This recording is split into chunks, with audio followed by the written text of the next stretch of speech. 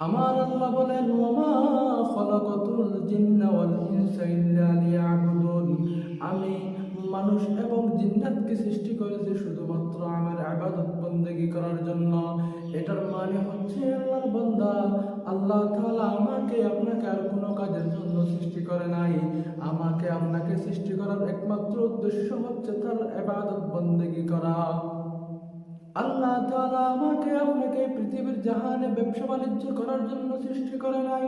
আল্লাহ তাআলা আমাকে আপনাকে পৃথিবীর জাহানে চাকরি বাকরি করার জন্য সৃষ্টি করে নাই। খানা পিনা খাওয়ার জন্য সৃষ্টি করে নাই। শুধু ঘুমানোর জন্য সৃষ্টি করে নাই।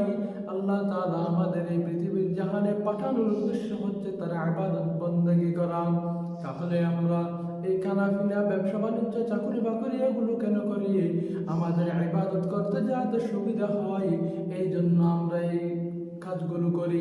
তুমি যদি আল্লাহ তাআলার ইবাদত বন্দেগী না করে তুমি ব্যবসা বাণিজ্য করতেছ, চাকরি বাকরি করতেছ, ঘুমাচ্ছ, এগুলোর জবাব তোমাকে কাল কিয়ামতের ময়দানে আল্লাহর কাছে দিতে হবে।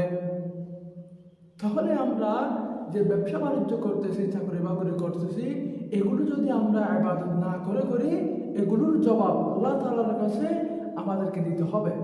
আল্লাহ তাআলা বলবেন, আমি তোমাকে পৃথিবীর জাহানে ব্যবসা বাণিজ্য করার জন্য পাঠাই নাই, তোমাকে পাঠিয়েছিলাম আমার ইবাদত বন্দেগী করার জন্য।